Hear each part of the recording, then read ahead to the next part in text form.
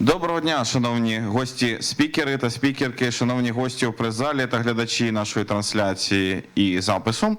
Події Український кризовий медіа-центр продовжує свій робочий день. Я оголошую про початок прес-конференції на тему «Українська культура під загрозою». Презентація звіту про втрати української культури після 24 лютого. І я запрошую до слова пані модераторку події Тетяну Терен, виконавчу директорку Українського ПЕН. Доброго дня. Традиційно хочемо насамперед подякувати Українському кризовому медіа-центру за те, що тут сьогодні відбувається ця презентація.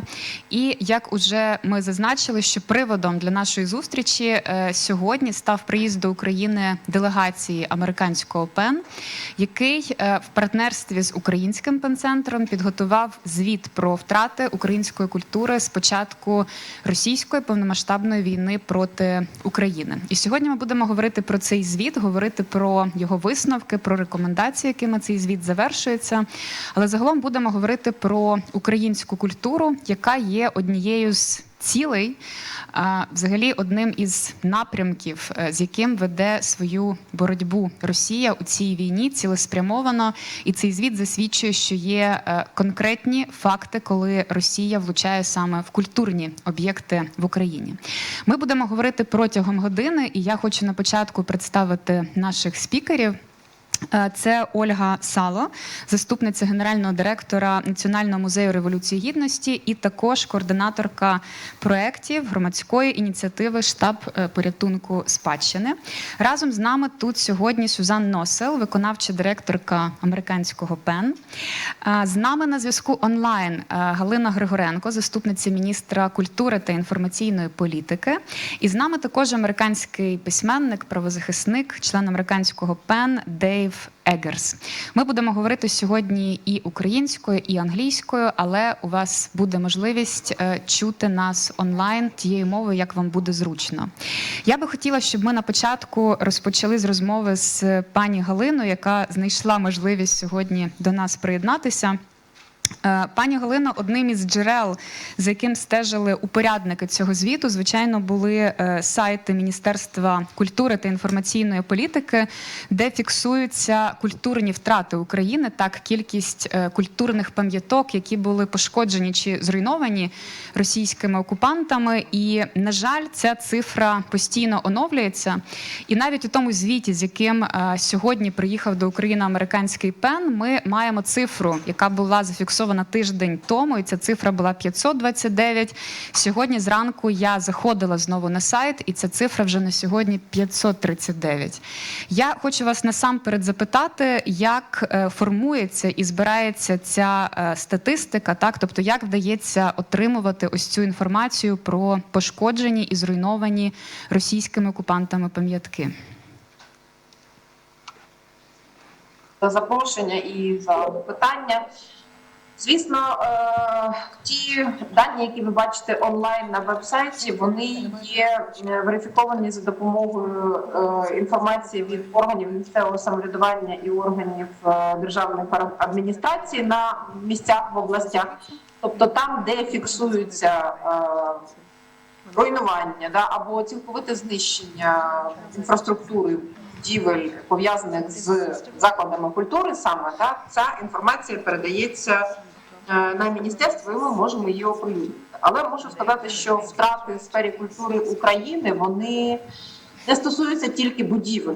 Це досить широкий спектр втрат, які ми ще будемо довго-довго описувати, оцінювати і рахувати їх вплив, тому що навіть ті списки, які оприлюднюються на сайті Міністерства культури, вони стосуються пам'яток національного чи місцевого значення, ті, що відносяться до списків спадщини. Ми збираємо регулярно, щомісячно оприлюднюємо також інформацію, що стосується втрат в культурній інфраструктурі. Це різні списки, тому що заклад культури може іноді знаходитися в будівлі пам'ятки, а іноді він знаходиться в сучасній будівлі, але це теж фактично культурні втрати, тому що якщо бібліотека, яка була розташована в сучасній будівлі, зруйнована, відповідно місцева громада не має доступу до книжок в цій громаді. Крім того, ми зараз працюємо над тим, щоб оцінювати втрати в пограбованих музеях. На деокупованих територіях ми зустрічаємося з фактом того, що мусимо звіряти, на жаль, поки що паперові інвентарні книги музеїв або бібліотек та реєстри з тим, що є в наявності. Це ще одна втрата. Які є втрати в людському капіталі, які є втрати часові через те, що ми проводимо частину нашого життя в бомбосховищах. Це нам ще попереду велика робота для того, щоб це оцінити. Тому втрати ми поки що можемо тільки ті оцінити, які стосуються матеріальної частини культурної інфраструктури. Але це далеко не все. Попереду ще досить багато роботи для того, щоб це оцінити і виставити рахунок нашому. Пані Галино, та цифра, яку ми озвучили на початку, звичайно, величезна, і неможливо уявити, як можна працювати відразу з такою кількістю пам'яток. І моє питання загалом, що є сьогодні пріоритетом в роботі міністерства зі знищеними чи зруйнованими пам'ятками? Мова про консервацію чи уже теж певну відбудову? В першу чергу, звісно, мова йде про консервацію, якщо ми говоримо про пам'ятки, і так звану підготовку до зими тих закладів культури, які мають якесь цінне майно всередині. Це можуть бути і музеї, і бібліотеки, і театри, і філармонії, де є музичні інструменти, і мистецькі школи, для того, щоб вони могли пережити зиму. Тобто пріоритети у нас два. Це перехід через зимовий період, і консервація тих пам'яток, які, можливо, і не є закладами культури, але це цінні для нас об'єкти спадщини. Їх треба законсервувати, тому що через погодні умови зимові вони можуть не пережити цей період і потім відновлювати буде їх неможливо. Оскільки ви знаєте, що державний бюджет досить обмежений, ми зараз більшу функцію на себе перебрали координуючи. Ми спілкуємося з міжнародними донорами, в тому числі міжнародними великими організаціями, АЛІФ, ЮНЕСКО, World Monument Fund, Prince Claus Foundation, тобто ті міжнародні організації, які надають підтримку якраз з консерваційних невідкладних робіт для того, щоб законсервувати і принаймні не втратити ті будівлі. Робота щодо відновлення, відбудови і реставрації цих будівель розпочнеться тільки після перемоги. То жоден міжнародний донор зараз не зможе надавати кошти, наприклад, на відновлення цінного вітражу 19 століття, який був зруйнований під час атаки російської. Тобто зараз ми говоримо тільки про консервацію і про перехід через зимовий період. Це два найпріоритетніші для нас виклики. І ще раз повторююсь, оскільки державний бюджет не може забезпечити цю потребу, наша функція зараз – це робота з міжнародними донорами, міжнародними партнерами, міністерствами інших країн. І зараз, чесно скажу, ми працюємо як великий такий логістичний центр, намагаючись закумулювати всі ті пропозиції, які ми маємо від різних країн, і направити їх в найпріоритетніші зони, найпріоритетніші заклади для того, щоб зберегти те цінне, що ми там маємо. Пані Галино, той звіт, з яким сьогодні приїхав до нас американський ПЕН, засвідчує, що російські окупанти дуже часто обирають культурні пам'ятки дійсно як свідомо, так як об'єкти своїх ракетних влучань. В цьому звіті наведені приклади зруйнованого музею у Сковородинівці, в цьому звіті згадується Іванківський музей, театр у Маріуполі. Що засвідчують ось ці факти? Так? Чи Міністерство культури позиціонує їх як воєнні злочини, так? Як потрібно працювати з такими конкретними фактами злочинів Росії проти української культури? Перш за все, ми працюємо з міжнародними аудиторіями на визнання того, що ці факти потрапляння в культурну інфраструктуру, звісно, є війною проти нашої ідентичності, проти нашого права фактично мати власну культуру, власну мову, власну історію і власні плани на майбутнє, відмінні від тих планів, які має агресор наш північний сусід. Правоохоронні органи займаються тим, щоб перекваліфікувати ті чи інші руйнування в воєнні злочини. І наша задача задокументувати це все правильно. Те, що належить до відання міністерства, ті заклади, ми з ними працюємо напряму, але їх менше, набагато менша кількість, ніж тих закладів, які знаходяться під підпорядкуванні або місцевих органів самоуправління, або обласних адміністрацій. Тому ми з ними тісно працюємо саме в тому, щоб вони були правильно задокументовані, для того, щоб потім ми могли довести, що ті чи інші руйнування є результатом саме військової агресії, а не просто тому, що якісь погодні умови чи ще щось сталося, і будівля сама зруйнувалася.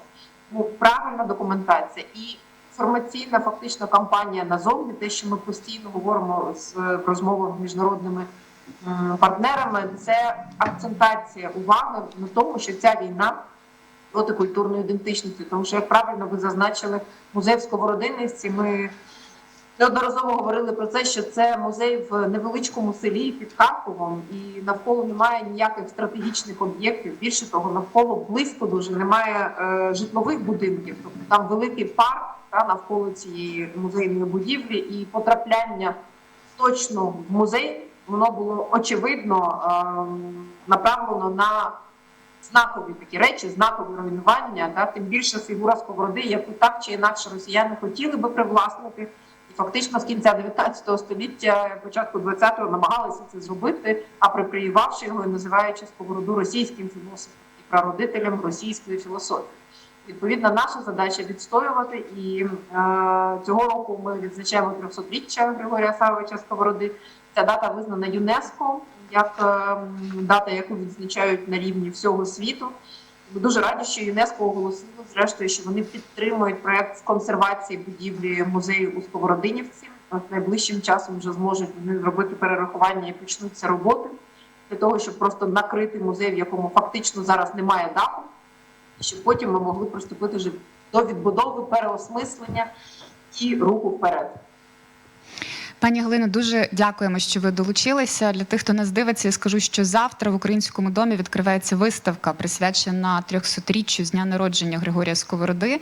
І буквально в головному холі Українського дому ви зможете побачити пам'ятник Григорію Сковороді, який був привезений сюди спеціально з Сковородинівки. Тобто пам'ятник, який вистояв попри російські ракети.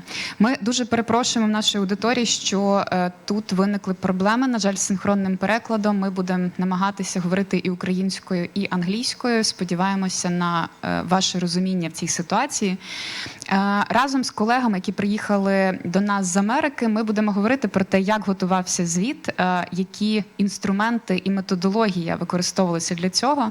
Але, зокрема, ми знаємо про те, що були залучені журналісти закордонні, які теж приїжджали сюди в Україну протягом останніх місяців, знімали відео, спілкувалися з очевидцями, і американський ПЕН підготував невеличке відео про цю роботу.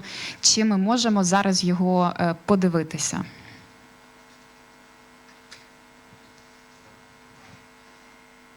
Тури в нашій Лозівській громаді. Це серце нашого міста.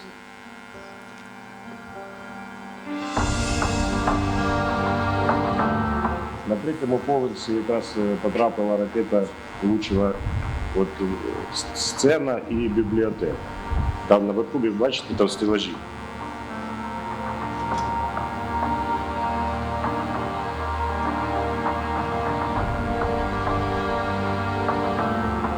We know already about more than 500 cultural objects in Ukraine which were damaged or totally ruined. Немає розуміння зовсім ніякого. Тут не було ні військових, нічого з воєнним нічого пов'язано не було. І це все, що ми робимо, це наші клуби. Гарно, те, що ми можемо зараз обробляти. А концерти, вистави, дитячі розважальні.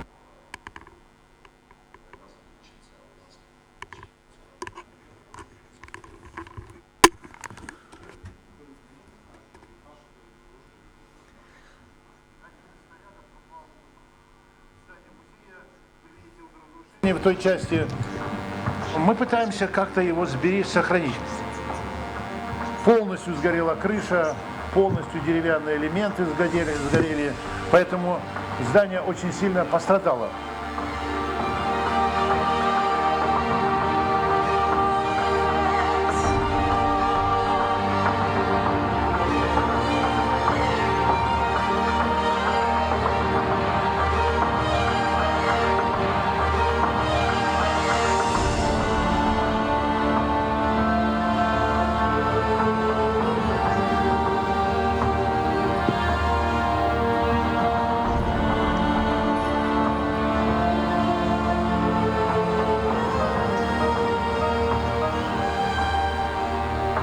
Росіяни влучають напряму в нашу культуру, тому що вони з нею борються.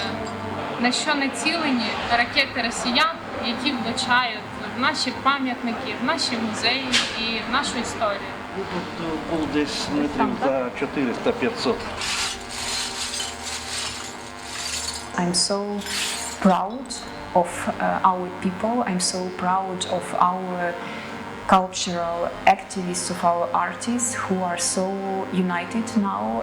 Ми переможемо, ми вистоїмо, втримаємося, відбудуємо.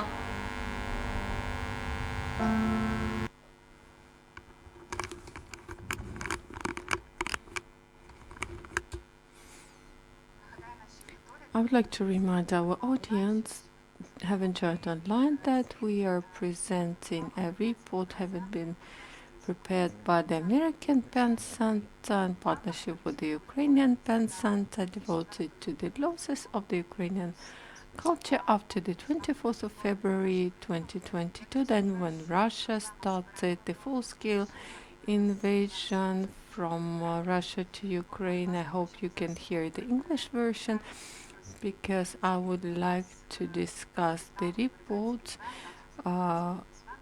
that the American Pen Club, together with the American writers, has started. And I would like to ask Suzanne of Pen American work on this report in June, and I'm very interested when and why did you decide to choose especially this topic and this focus for your research? Well, thank you very much, Tetyana. I'm proud to be here. Please talk to the microphone. Is it on? Yes. Okay. Thank you very much, Tetyana. I'm proud to be here in Kyiv with my colleague, Drew Menaker, the COO of PEN America, and with a writers delegation of Dave Eggers, who's here on stage, as well as Peter Godwin, the novelist and memoirist, and Barbara Demick, the journalist. Were here for several days as part of a mission to release this report. And it grew out of a meeting that we held, an emergency writers congress that we convened in New York in May of this year. There had not been an emergency writers congress convened by PEN since 1939, but in the wake of the war that began in February, the invasion of Ukraine, we felt it was time to bring writers together. And so we had more than 70 writers from countries all over the world together to discuss a cascading series of crises, and we were pleased to welcome both Tetyana and Ukrainian novelist Andrei Kurkov and other Ukrainian writers to that event. And as part of it, one of the questions was, what can an international community of writers do to support the writers of Ukraine? And we were urged to think about bringing a delegation here to stand in solidarity with Ukrainian writers, to bear witness to the cultural destruction that is at the heart of this invasion and war, and to shine a spotlight for the international community on the impact of this conflict on writers, cultural creators, the artistic community, and to underscore the importance of not just cultural preservation and heritage in the context of the war, but also the cultural present and the cultural future, and how it is that Ukraine's artists, writers, and the rest of the creative and cultural communities can continue and sustain their work through this very difficult period, and how they can be positioned to help all of Ukraine ultimately move forward. So that's the purpose of our visit, and we've been very interested in a series of discussions that we've had thus far with Ukrainian writers and thinkers and activists, and we're very much looking forward to the opportunity to view some of the cultural sites that have been damaged and destroyed over the last 9 months. Usually when we speak about cultural losses, we mean, first of all, cultural objects, buildings, but it's very important to remember that cultural losses, it's also about people, yes, about writers, artists who were killed or injured because of Russia's war on Ukraine. And it's very essential for us that this report includes such cases. So I think that this document can be used as a advocacy tool for different advocacy human rights campaigns in Ukraine, but also abroad. So, Suzanne, I also want to ask you about future role of this report. In your opinion, how can it be used in future?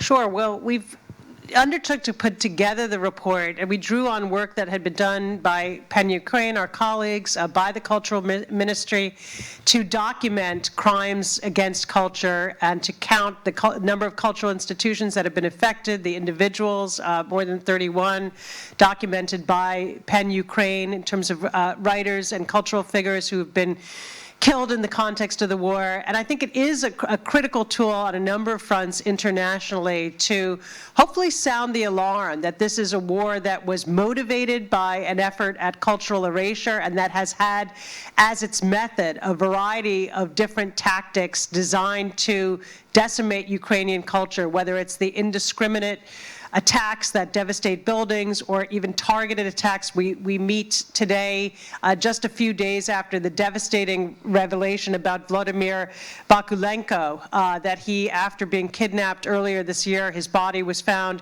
in a mass grave, a children's book writer targeted for his views and beliefs. And we view that as a writers' organization as a potent and deliberate act of cultural terrorism aimed to silence other writers. And so it's our hope that the report sounds the alarm on these issues, that it lays a basis for international accountability. We've documented in our report war crimes and human rights abuses that have been perpetrated against culture.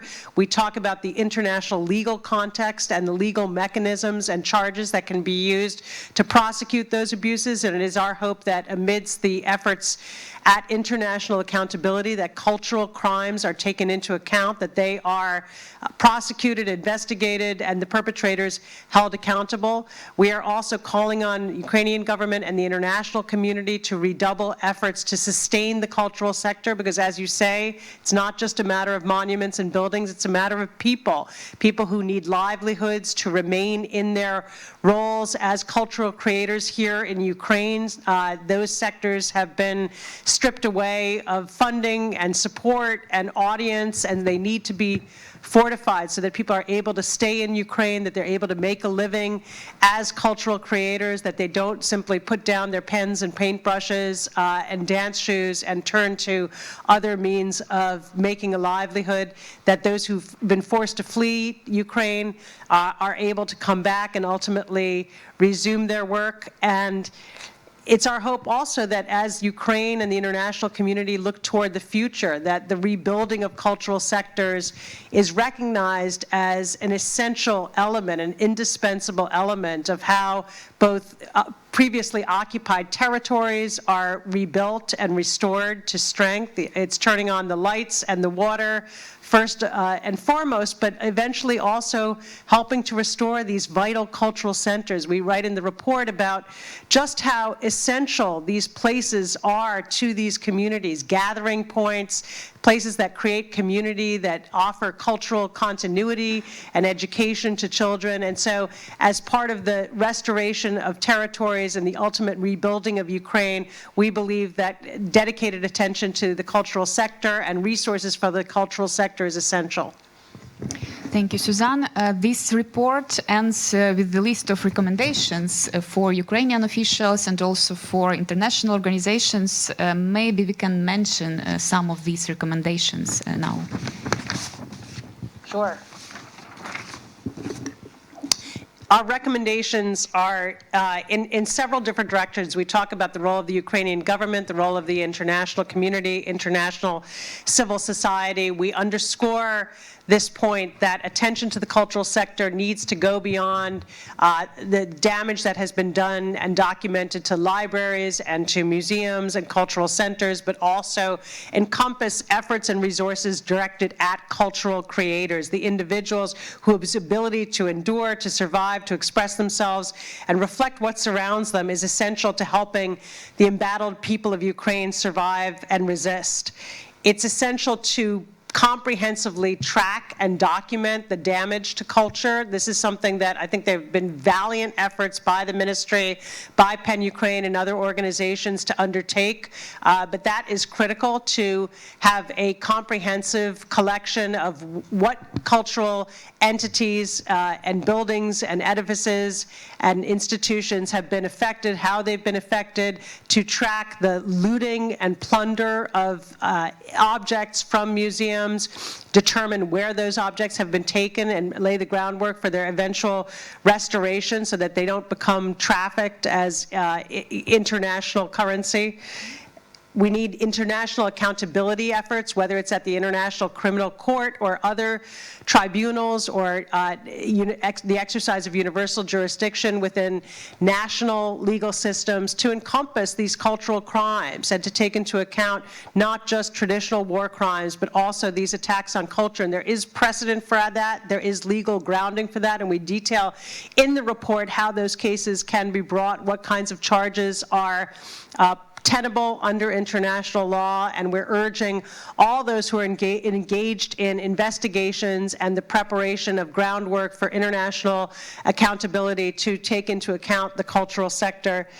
In areas that are being liberated and brought back under Ukrainian control, it's essential that the restoration of services and basic needs of life ultimately encompass the restoration of culture as well as a critical, we think of it in a sense, if the physical infrastructure is physical health, cultural infrastructure is mental health. It's essential to the survival of people, it's what keeps people connected to one another, what allows them to process the trauma that they have undergone, to restore a sense of spirit and national pride, and so it must be provided for. Thank you. Я би хотіла залучити до нашої розмови також. I would like to involve Olga Salo. Olga is representing the Revolution of Dignity Museum and the Chief of Staff for Saving Our Cultural Heritage. So after 2013 and 2014, after the Revolution of Dignity, Ukraine has demonstrated how the grassroots movement is life-saving and changing the context by self-organizing, creating volunteer organizations and helping our institutions and our army.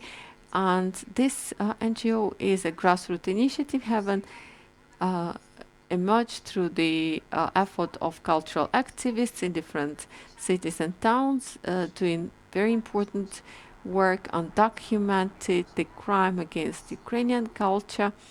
And I would like to ask Olga to tell us about the focus of the Saving the Cultural Heritage NGO. Thank you. I would like to make a small divergence from what has been said. We indeed have expeditions to document the damage to cultural heritage, and in Trostenets, a city which has been occupied, it had been occupied, and the invaders organized a checkpoint, and they wrote on the wall that they did not want this war, but they were tolerating it for 8 years. So the war started 8 years after the Revolution of Dignity, and I remember when we were evacuating the Maidan Museum collection into a safe place. These were the first days of the war, and we remembered the genocide story and loss of independence and nearly the loss of identity, and the world was silent. And on the way evacuating our collection, we wrote an application to the world community that is not just a war for resources or territory or dominating or Russia's political or strategic interests. This is a war to destroy Ukraine and Ukrainians as a nation. And we thought that we would not be heard globally. And we're very grateful, and we're using every opportunity to say that. We're very grateful to the civilized world for comprehending this message, because Ukraine is saving its identity. And when we started to, in a few days after the full-scale invasion, when we started a full-scale initiative by the Maidan Museum and the two-stand reserve, which is situated in Lviv, the first and foremost was to help Ukrainian institutions at that very moment. And then we were not documenting losses, but we were trying to help museums and archives preserve their heritage, and often we had to take care of them during a direct threat of their life. So museums, basements were shelters not just for the exhibition items, but also for the people. And starting from the first day, we had information on attacks on Ukrainian cultural institution. Museums in Ivankiv and Trostyanets were the institutions having suffered from rocket shellings on the first and second day. And little, by providing financial assistance and paying phone bills, because in some territories communications ceased working immediately, or payment for communications expired. And in parallel, we were gathering the needs, and it's encompassed in the huge assistance to museums and libraries for saving their deliverables and archives. And it so happened that the civic initiative like ours were more flexible than the government, and it enabled in some cases to react more promptly. With the span of time, we understood that we needed not just to help, but also to document the damages, and jointly with the international partners, in particular ICRO, the International Institution for Restoring and Preserving Cultural Heritage, having the experience of crisis countries due to military or technical disasters. We have elaborated a formula for documenting the losses. We adapted it to Ukrainian reality, because every situation has its peculiarities, and our experts currently are roaming along the territories having suffered from warfare, gathering information on damages to cultural and historical monuments. And it's important to approach this in a systemic way, and we are happy that we have good communication with the Ministry of Culture and Information Policy in coordinating our activities. Sometimes it's about assisting evacuation, or even prompt reaction in the situations when we have repeated rocket shellings and damaged objects. On documenting the damage in the same manner, we communicate actively, exchanging information, because indeed it's the sector where civil society can give a helping hand, but the core responsibility lies with the state and with the state institutions. And the result of our activities is not just documentation, but also we are working on facilitation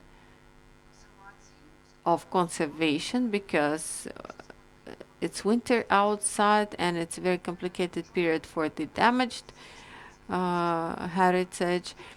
and we are back from Izum, so we were there yesterday, and minor damage, which can not always fall into the art, but it can be catastrophic for museums or archive, where it's important to preserve the humidity regime and ensure subsequent functionality of the premises, to say nothing about more substantial damage. And I represent the Chief of Staff for Cultural Heritage Preservation as a volunteer initiative, but our experience is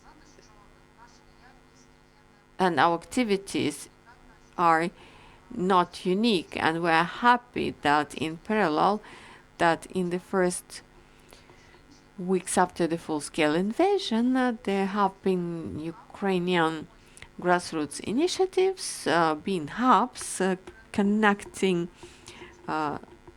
hundreds of cultural institutions and foreign donors and the Ministry of Culture and Informational Policy, and those organizations, for example, like the Center for Saving Cultural Heritage in Lviv, Museum Crisis Center, and many organizations being intermediaries between foreign assistance and the direct beneficiaries of this assistance in Ukraine, were trying to actively cooperate.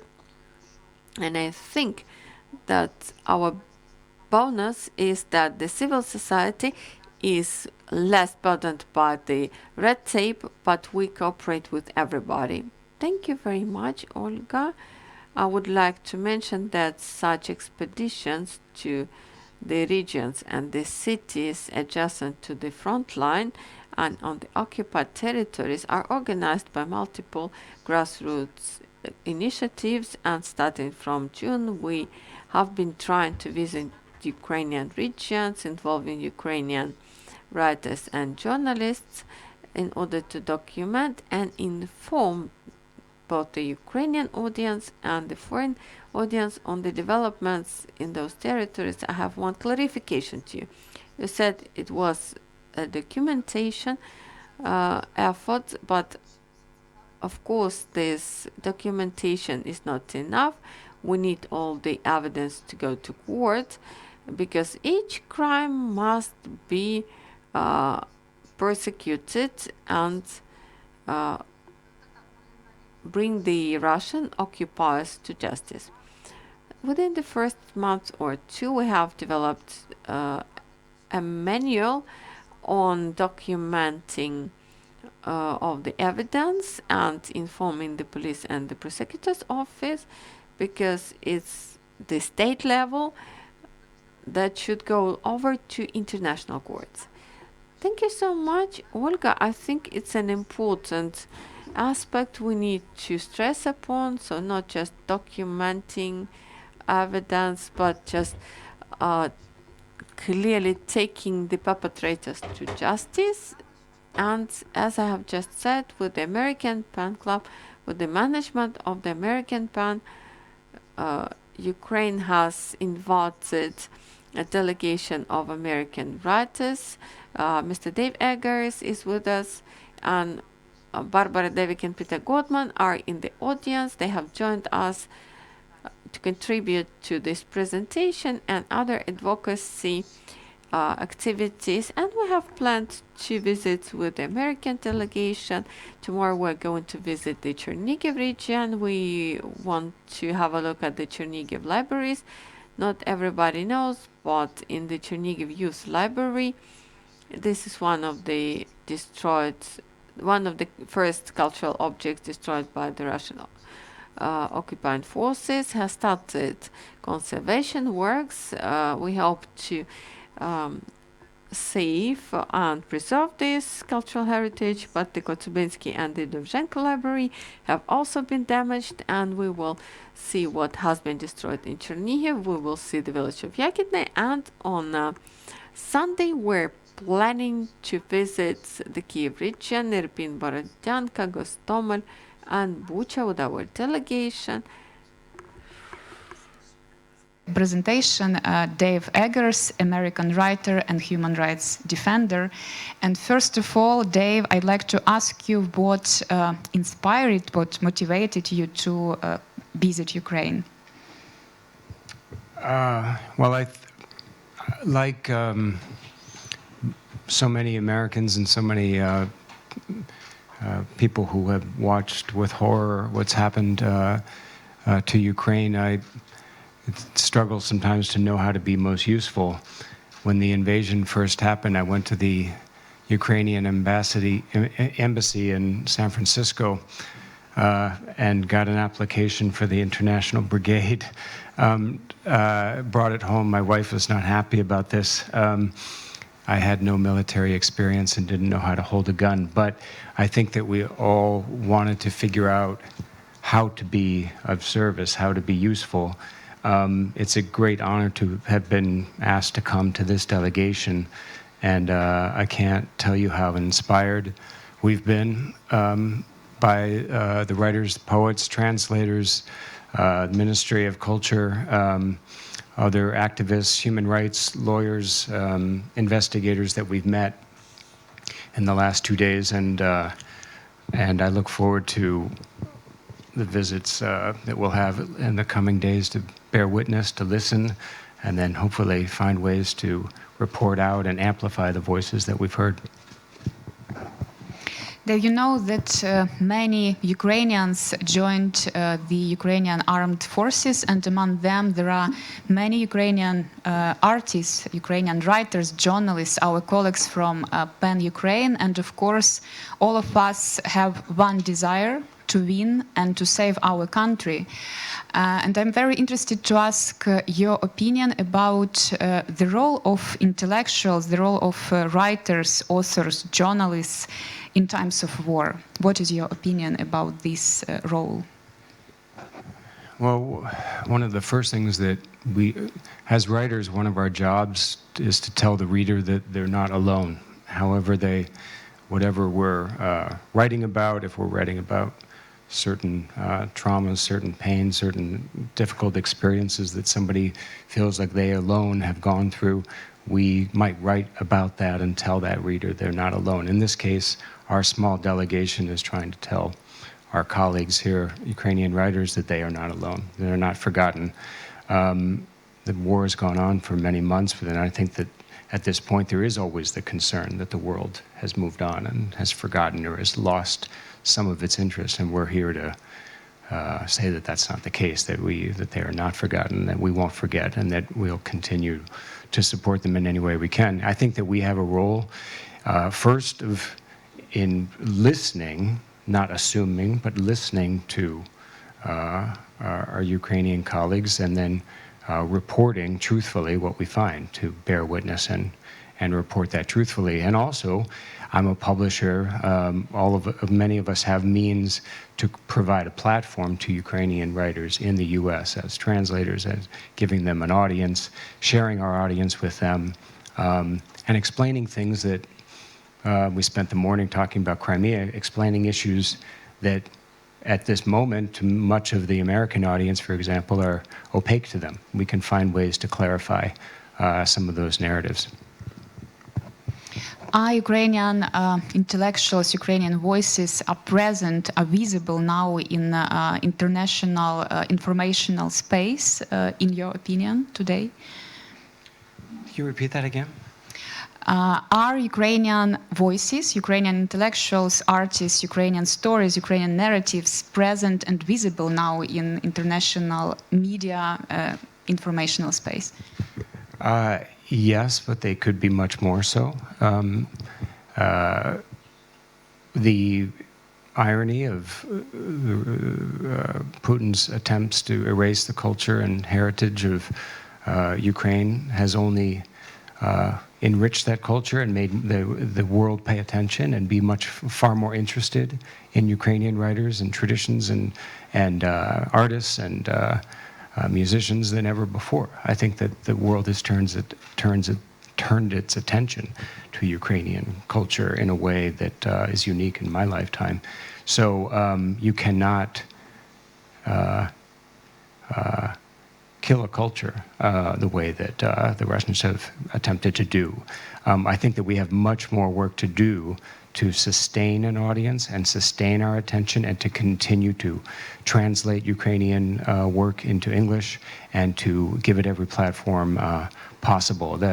The only danger is that we tire, and the only danger is that we lose our resolve and that we turn our attention away. We have to continue our focus until the very end, until victory. Thank you, Dave. Maybe as a conclusion, I'd like to ask Suzanne to add and to share with us some ideas.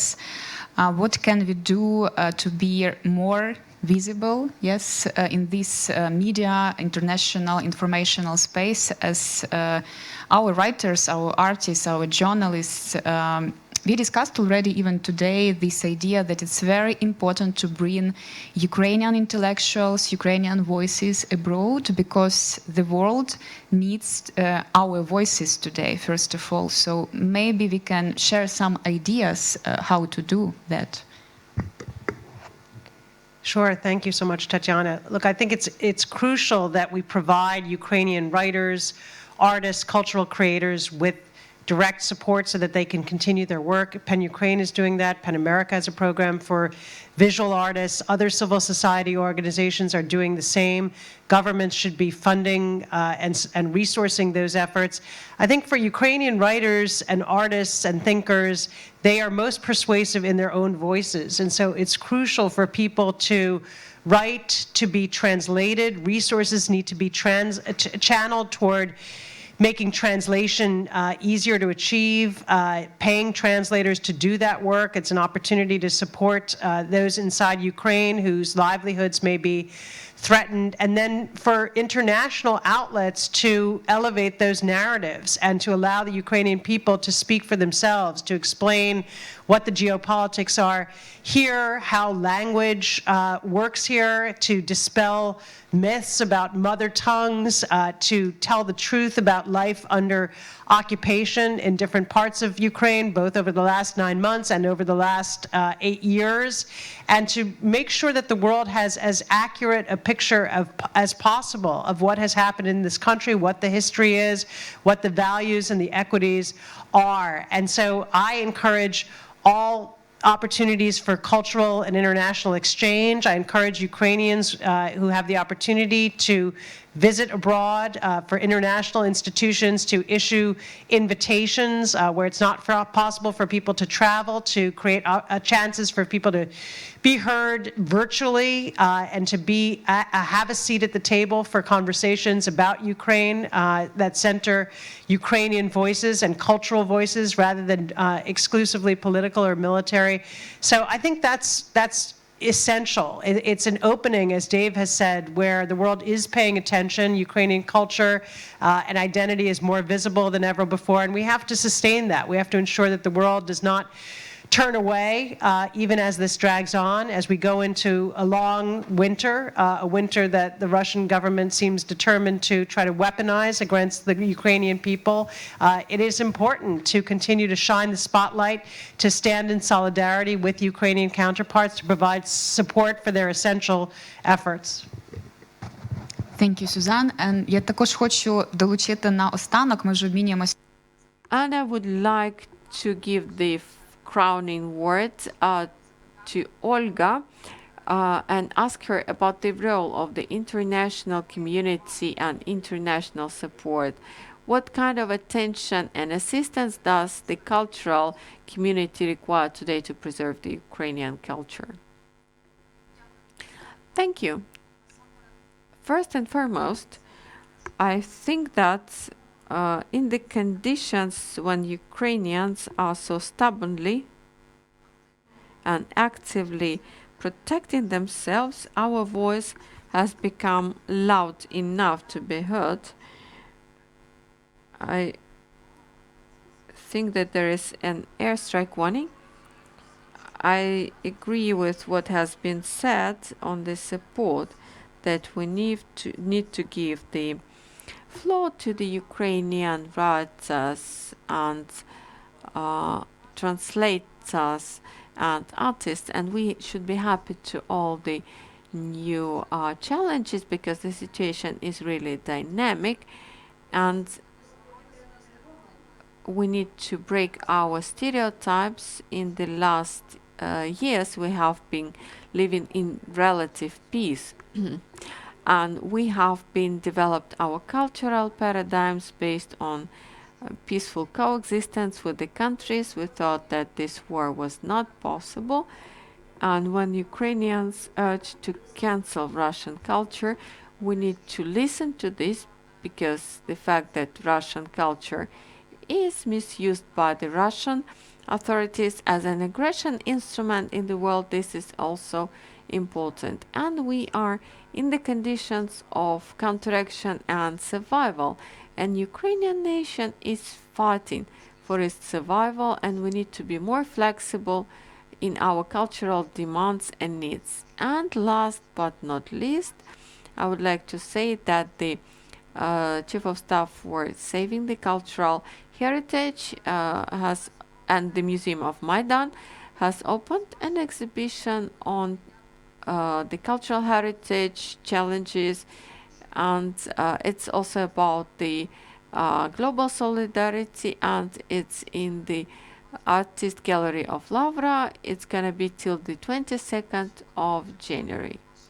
I would like to thank very much our speakers. We have expired our agenda. I would just like to remind about a very important fact, which is also in the report of the American PEN in partnership with the Ukrainian PEN Center. It's important to remember that the Russian war against Ukrainian culture did not start in February 2022 nor in 2014. This has been ongoing for several centuries, and it is needed to demonstrate that in the historical context, and the report stresses upon that, and we need to address the international audience and remind them what is important, and to track the roots of this war in the cultural heritage and in the wider context, to wipe out the Ukrainian culture and Ukrainian language and the Ukrainian identity on behalf of the Russian Empire that has persevered until today. Thank you very much to everyone who has managed to come up with the presentation of the Ukrainian Crisis Media Center, and for the entire period of this event. You have been able to see those pictures of the Ukrainian culture being destroyed by the Russian rockets. І важливо бачити так. Deliberately, and it's hard to see what is going on with the Ukrainian culture and to document it. But we must demand that all the Russian perpetrators are held liable. Thank you very much. And this report will be presented on the website of the American PEN, and you can use it for advocacy in Ukraine and abroad in order to speak up about the Russian atrocities against the Ukrainian culture and demand punishment for the perpetrators. Thank you very much for being with us today.